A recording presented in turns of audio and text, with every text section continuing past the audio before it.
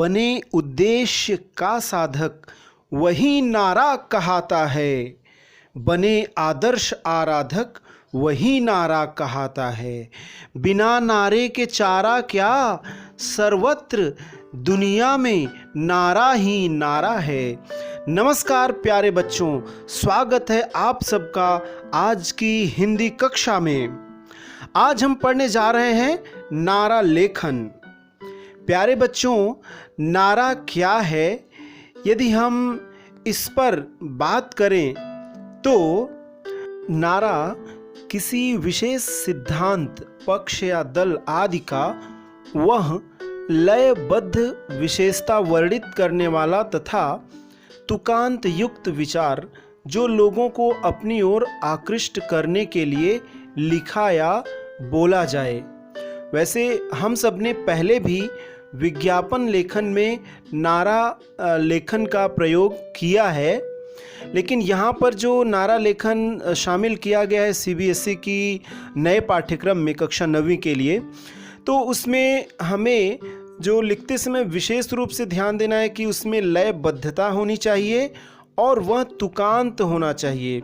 वैसे नारा एक प्रकार से हमारा ध्येय वाक्य के समान होता है, या आप कह सकते हैं कि आदर्श वाक्य होता है, जिसको सुनकर या बोलकर या जिसे देखकर लोग उस विचार से प्रेरित होते हैं। नारा लेखन के अनेक रूप हैं, जैसे राजनीतिक नारे, धार्मिक नारे, सामाजिक नारे, बोधनात्मक नारे, उत्साह प्रदान करने वाले नारे, व्यावसायिक नारे, आध्यात्मिक नारे, प्रेरक नारा। यानी इन सब का जो मुख्य कार्य है कि अगर मान लो राजनीतिक है तो अपने राजनीति के क्षेत्र में अपने मान लीजिए कि चुनाव हुए तो अब की बार मोदी सरकार, इस प्रकार का जो नारा था वो एक प्रकार का राजनीतिक नारा है और उसने पूरे देश का कायापलट कर दिया। प्यारे बच्चों, अब हम देखेंगे कि परीक्षा के दृष्टिकोण से किस प्रकार से नारा लेखन किया जाए।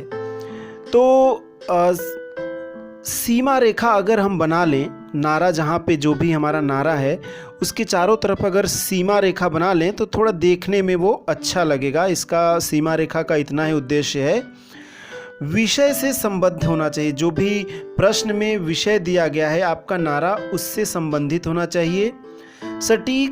सटीक विशेषता का वर्णन करना चाहिए उसको, यानी वो पूर्ण रूप से, स्पष्ट रूप से जो जिस लिए नारा लिखा जा रहा है उस चीज़ की विशेषता का वर्णन करे।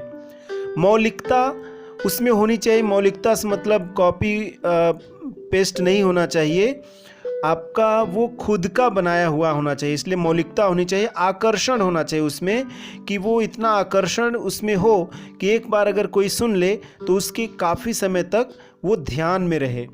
लय तथा तुकांत शब्दों का प्रयोग।